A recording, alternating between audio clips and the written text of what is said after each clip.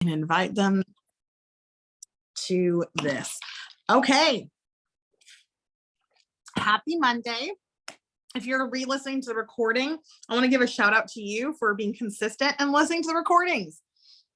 And if you're hopping on live, I'm pumped to share this with you this morning because I absolutely have had this on my heart so much lately of just trusting the process.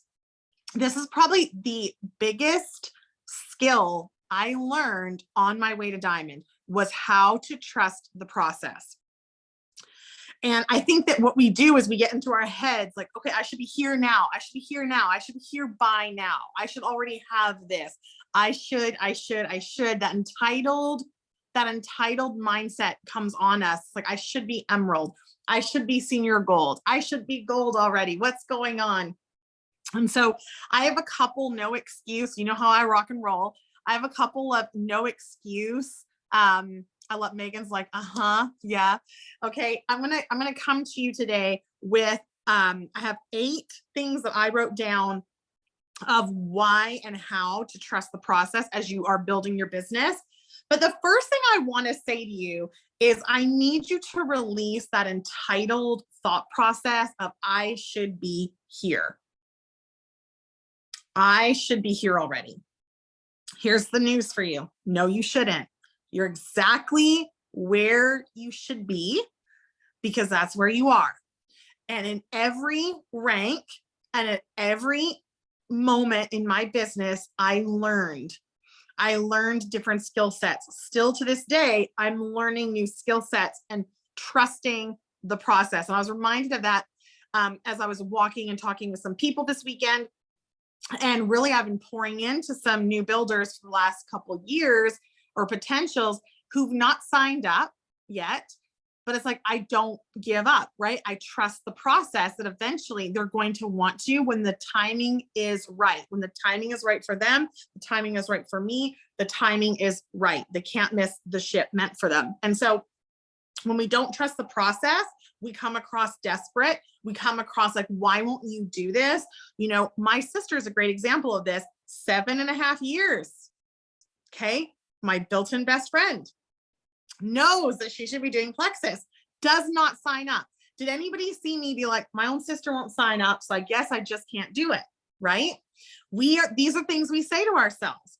You know, it's like, oh, they don't support me. Oh, woe is me, woe is me. And what happens is when we do that, we get stuck in the past. We get stuck over what's not happening and we stay here. We operate from this place instead of operating like a high-level leader that is saying, this is where I'm going. I'm going to show up every day and trust the process. And showing up means, who are you talking to every single day? Who are you talking to every single day? Are you talking about the products? Are you talking about the business? Are you pursuing people in love, not to get something, because nobody is a waste of time. Oh, that's a waste of time for me to reach out to them. Oh, it's a waste of time. They already told me no. Nobody is a waste of time. Nobody. You're not a waste of time and they're not a waste of time. And so I think a lot of times I was like, I was a waste of time to Jennifer for 18 months. For 18 months, she reached out to me. Do you realize how long that is? Every month reaching out to somebody who you know is going to reject you until I didn't.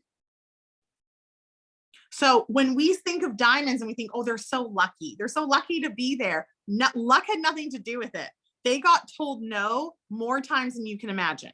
So you need to lay down that entitled thought of I should already be here. If you're unwilling to go back to the same people and share your heart over and over and over again, even in the sight of rejection. If we're unwilling to talk to people, I remember Megan Milokovic got out of her house every single day for an entire 6 months and met somebody new every day. That was a challenge to herself. So I really want you guys to think about that. What are you doing? What you doing, yo? If you want, you're like, oh, I want to be diamond and I don't know why things aren't happening. If you're not sharing boldly, if you're not talking to people, that's the problem. Every excuse you've told yourself, that's why. So if you're really and truly ready, it's not your uplines, your sidelines, or your downlines problem. It's getting through here and saying, I'm tired of just telling myself I should be here and I'm not there, right? Losing is not failing. Losing is learning. It's like that whole rejection part. You're going to learn more about yourself in the rejection than you ever are in the wins. I'm gonna say it again. You're gonna learn so much more about yourself in the rejections than you ever will with the wins.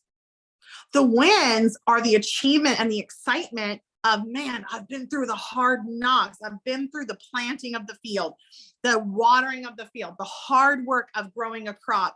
And then I see it bloom and fruit. Never, ever is it the other way around. And you get to celebrate when those things come to fruit, okay, when they start to bear fruit. And so I want you guys to be really thinking about that. Am I saying a lot of things? Or am I actually taking action and doing the things? Where is my thoughts at on entitlement? And so what that takes is confidence. What that takes is really sitting in your thoughts and saying, I refuse to be a victim here. I refuse to be a victim of my circumstance. I'm rising above it. So here's a couple of things I wrote down on trusting the process. Number one, you're calmer. Okay, you're calmer because you're going to get where you intend to go without panic or pressuring yourself. If you will actually take action every day, and I'm not talking, doing a crazy amount. I'm talking about, who are you talking to? Who are you talking to about Plexus? Step one, who are you talking to? Your number one job is to talk to people and to listen. Who are you talking to about Plexus?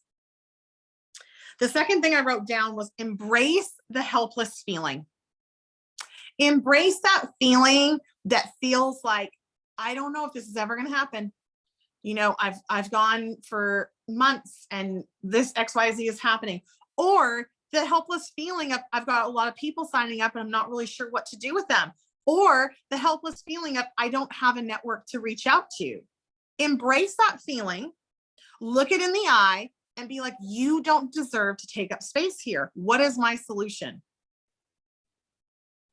So take a second right now. What is the number one thing holding you back from going to the next level?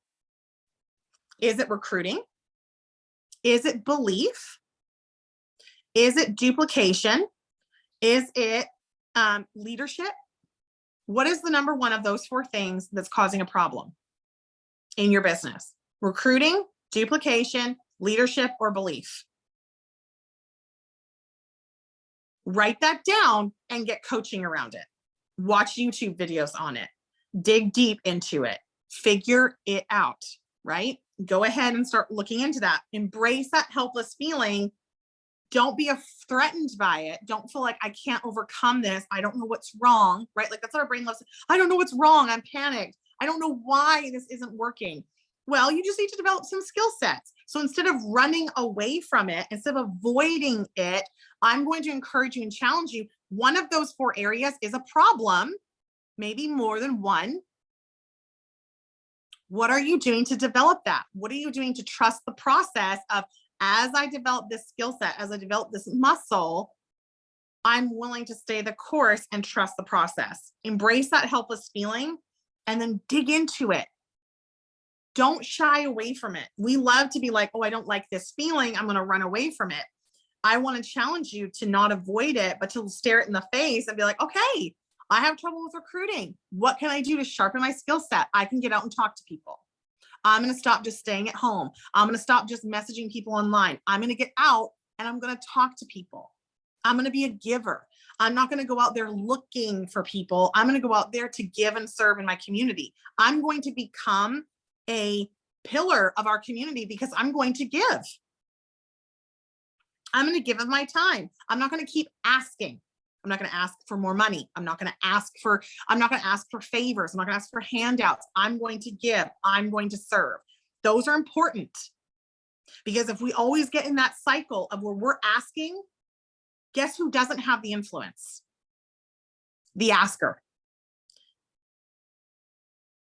And if you're never willing to give, and people are like, oh, she's calling me, dang, she's going to ask me for something, right? You can't make the ask to join you in your business. You have to become a giver. You have to embrace that helpless feeling of, I've got some habits I need to change. So if there's always the ask for, I need this, I need that, I'm selling this, I need this. If there's always that about you, you need to ask yourself why. Why is that there? What insecurity are you trying to fill up? Okay, because you can absolutely change that circumstance. I know it because I've lived it. Okay, 100% you can change that. Dig into that for the, I don't know why I said that, but I felt like that needed to be said. Tune into, this is the third thing I wrote down, tune into gratitude and love and passion. If you want to learn how to trust the process, it's going to strengthen your patience, right? It's always like, people are like, the worst thing to pray for is patience, right? And I will tell you that I learned more patience in the seasons of where I thought I should be somewhere better. I thought I should have more points. I thought I should have more leaders. I thought I was entitled, right? I'm like, God, have you seen what I've been through? Like, could you just toss me a diamond down here? Could you just toss me a new leader? And then guess what would happen? Someone would quit. I was like, what is happening, right? But that's when I learned, in those moments, in those valleys, in those seasons of quiet in my business, I learned that if I was grateful for what I had, and I poured into the people that I had, and I had conversations with people, that I learned and I grew. And when people joined me after that, their success rate was so much higher because I had learned something. I wasn't entitled. I didn't just assume they should just be given to me and they would just know what to do. I actually had a plan and process for them. So if I can tune into gratitude and tune into love and tune into passion, it will make sure that you're showing up to Power Hour. It will encourage you that, yes, this is coming, because it's all a timing. It's all timing. It's all timing. So I love even LaToya's story. It's like, there she was, hardly hanging on to gold points. And she's like, I'm ready to come back. I'm ready to do this. She's been in with Plexus, taking the products for 7 years as well. We get on a three-way call. 6 months later, she's Emerald. It was the timing, right? And so I want to encourage you that in your business, it's timing. Who are you pouring into? Who are you showing up like you're already an Emerald, like you're already those things, that they can actually see that. Number 4, I did write down give, okay, which I kind of already touched on, but to really be a giver of your energy and your thoughts and your time. And when I say that, I'm saying really what that's saying is if you need to be pouring into yourself, because you will not pour out if you're never pouring into yourself. I'm gonna say that again. You ain't never pouring out if you ain't pouring into yourself. The number one thing that I see a lot of times stop people is they're selfish. They're so focused on them. They're so focused on, I can't sell because I'm too big. I can't sell because I'm too thin. I don't have the right color of hair. I don't, I'm always broke. I don't have money to talk to people. I don't have, I. So when you flip that script and you're like, I am able. I have a body that woke up this morning. I have healthy children. I have a healthy husband, whatever it is, right? You focus on the things that you do have. So I'm widowed. My mom's dead. My dad's dying. Everybody's, it's crazy. And that's when, and you hear me say this all the time, I'm like, personal growth is not for the good days. Personal growth is for the days when shit hits the fan. There's no other saying that I know to say. So there we go. But that's when it's for. It's for the days where things feel hard. It's for the days when you're like, I don't want to get up. I don't want to make that post because, my thighs are too big. Okay. Or people don't like my personality. I'm too much for them. I don't want to do that because that's when personal growth comes into play, is when things get hard, you can lean into it and be like, but faith tells me this, right? It's that faith over fear. We love to say it over and over again. We're faith over fear. But the truth is if we don't actually believe it, if we don't actually buy into it, where there's that part of us that's like, even though I'm scared, I'm doing it anyway. It's 5, 4, 3, 2, 1, post that picture. It's 5, 4, 3, 2, 1, post the before and after. 5, 4, 3, 2, 1, call that scary person on your chicken list and talk to them. It's doing it even when you don't feel like it. I always say this too. Successful people do what unsuccessful people are not willing to do. It's simple. It's just that simple. We overcomplicate it like, okay, well, she became this person to get there. No, I changed because every time I did something I didn't feel like doing, I grew resilience. Every time I didn't ask for the handout and I showed up and I gave to my community, I grew resilience. Every time I said, happy to serve you instead of that entitled feeling of I did this for you, you should do this for me, I grew in resilience. Every time somebody joined me and then quit, I grew in resilience. I grew in resilience and I kept showing up and I didn't allow myself to wallow in the woe is me. The next thing I wrote down is increase your self-awareness. So when you're listening to Power Hour, does it fall on deaf ears or do you get pricked? Do you get pricked to where you're like, oh my goodness, that's where I need to grow? Like I'm reading the John Maxwell books and I'm listening and I'm like, okay, the law of navigation, the law of your inner circle. I mean, things have been stepping on my toes. Things have been stepping on my toes and I'm realizing, okay, I've got lots of room to grow here. I've got lots of things. It doesn't feel good to be like, okay, yeah, I realized maybe I wasn't always a giver and now I want to be a giver. Or maybe I realized I wasn't always doing things with their best interests at heart. It was my selfish intentions, but I can grow in that area. Maybe I get annoyed at navigating people through the product journey, right? That's something I can grow in, is realizing, wait a second, if I feel fulfilled, then I can give to these people and not feel annoyed that I have to journey them through the products, right? Or when they get frustrated and they're like, I'm having detox, instead of rolling my eyes like, oh my gosh, detox. It's like, that's so good. I'm so glad you're having detox. I'm so glad you're having detox. I'm resilient to it. I'm resilient to it. It doesn't mean you're quitting. I'm not hearing I'm quitting. I'm hearing the products are working, right? It's a simple shift in our own mindset of what's happening. So increasing your self-awareness. Again, I say, where is your weak spot? Recruiting, duplication, leadership, or belief? And then write in the comments, who's responsible to build the skill set in the area that you're missing? Recruiting, duplication, belief, or leadership? You can grow in the area you need to grow in. Increase your self-awareness so you're not just hopping around from thing to thing and being like, well, hope it works out. I'm posting, hope it works out. I truly have gotten my main builders not off posting. The posting is beneficial for the people that are watching forever and ever and ever. The posting is also a really good tool for me to show myself that I'm showing up and I'm allowing people to see my lifestyle. But I need to get out and talk to people. I need to pick up the phone and talk to people. Increase your self-awareness. Listen to your gut. Number 6, listen to your gut. When you have a download, I call it a heavenly download. That's what I believe it is. It's like when I have those downloads, I'm like, bam, I need to do that. I instantly do it. I instantly do it. So you will see things like pop up trainings where I'm like, I need to do this. Bam, I'm doing it. I don't wait. Sometimes I don't even give y'all 12 hours notice. It's like, I'm doing it right now because that's what I feel like I need to do. You have to do the things that you know to do. It's like, oh, that's a great post. And then you just keep on trucking along. You forget to post it. You forget to do it because you didn't have the right picture. It didn't look perfect, all the things. Stop doing that and just do what you're called to do. When you get those thoughts, trust your gut, listen to it. Stop hanging on. Stop dragging the person behind you. Stop waiting to see. I'm waiting to see what happens. Get clarity immediately right now. When you have clarity, you are unstoppable.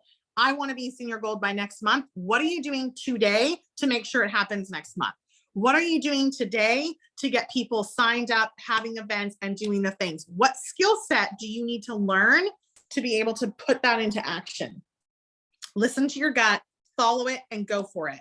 Number 7, I put all in capitals because I like to speak in capitals apparently, is I said, take action. You hear all this stuff. You hop on these calls. It feels like IPA. It ain't. It ain't. Okay, take action. The last one I wrote down was personal growth. If you are not listening to 21 Laws of Leadership, you need to. Everybody needs to. You need to take a serious inventory on where your strengths are and where your weaknesses are. And instead of looking and focusing on, oh, my weaknesses, don't do that. Look at them and be like, yes, I get to strengthen it. Yes, I know my self-awareness is improved. I'm going to trust the process. If I told you without fail, without concern, without any doubt, that in 5 years from now, 3 years from now, 2 years from now, you could be living exactly how you choose. How much money a month do you have? What rank are you? What does your life look like? Do you have someone help you with laundry and cleaning and cooking? Do you vacation? Do you give your kids college funds? Do you pay for your grandchildren's college funds? What are you doing in 5 years from now? Truly, what are you doing and who are you? Because if you don't make those changes now and those decisions now, that's what we always talk about. Consistency compounds into success. Consistency of showing up every day compounds into success. You have not seen me ever in one day being like, I recruited a diamond team. You've never ever seen somebody say in one day, I've recruited a senior gold team. It does not work that way. It's consistency compounds into the end result. So what are you consistently doing that's going to compound for you in 5 years from now? The number one thing I see stop us is avoidance. We look at the number in the back office. We're like, I can't do it. I'm not going to be there where I want to be. We look in our back office. We look at the people. We're like, yeah, this ain't going to work. We look for all the reasons why we can't, and so all the reasons we can. Trusting the process, you build character and integrity. That's where you build character and integrity. Who are you most impressed with when you really stop and think about it? Are you impressed with the people that just have victory, right? Where you just see it as an overnight success? Or are you really impressed by the single mom who showed up every day and did it anyway? The overcomers, the underdogs. Why do you think people love underdog movies, right? Because they show perseverance and you watch their character and integrity build. They don't just sit in their problems and say, this is just how it is. I'm always going to have to ask for money. I'm always going to be sick. I'm always going to have a broke down car. I'm always going to have this. Like, yeah, that doesn't bring influence. But for the person who's showing up and saying, I'm here anyway, in spite of those things, I'm here anyway. And I'm learning and I'm growing. And I don't know who's going to join my team and be a rock star. And I don't know if when the timing is going to be right. But somehow deep down, my soul is set on fire. My soul is set on fire to be more than I am right here, right now. I couldn't explain it. I could never tell somebody the words I could use was, I'm going to be diamond one day. That was the words I could use. But the truth is I felt an extra special. I felt a calling. I'm doing this no matter what. I'm not giving up on my dreams. And really, when my dream was not diamond, my dream was financial freedom. My dream was time freedom. My dream was to be able to say to my son's football team, we've got dinner from Chick-fil-A for every single one of you, 86 boys. That was my dream. My dream was to be able to bless people in abundance because that makes me feel so good about myself. What is your dream? Where are you going and how are you getting there? What are you doing every day that consistently adds up to where you want to be?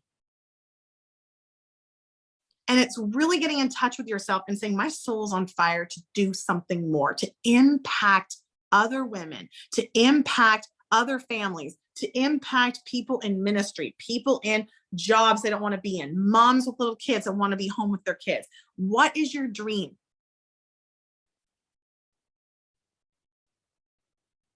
What is your focus? Where's your intensity? I'm in football mode right now with all the kids, and I see it when my husband's coaching, and it's like that intensity and that focus is critical in football. Because if you ain't paying attention, you're about to get blindsided and knocked down. And if you're not up here, your head in the game, you're missing it. You're gonna get hurt. You're gonna get knocked down. You're gonna lose the game, right? So how do you stay up? How do you get back up on your feet after you've been tackled? How do you get back up? It's intensity. It's love for the game. It's love for the game. It's love for showing up for life. It's love that says, hey, you know what? Even if I don't hit diamond and I get to emerald, that's amazing. Because I'm here because I love helping people. I want financial freedom. I want the time freedom because I want to be able to actually give more. Here's the reality. I don't want time freedom to sit on my couch. I don't. I want time freedom so that I can take my friends to lunch, so that I can build a pool house if I want to. I want the time freedom to do other things. So what are those other things that are in your mind? And so I want you to take this last 4 minutes and I want you to close your eyes. I'm going to guide you through some things. What are you doing in 5 years from now? And I'm going to keep repeating this, because I really feel like if you really knew what you were going to be doing in 5 years from now, nothing would stop you. Nothing would throw you off your game for months and months at a time. You would be a giver, not a taker. Where are you in 5 months from now? How much money is coming in your bank?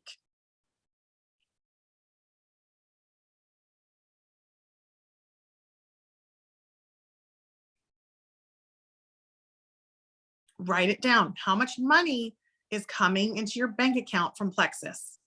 Just write it down anywhere. Now I want you to double it. Because I believe in double portion.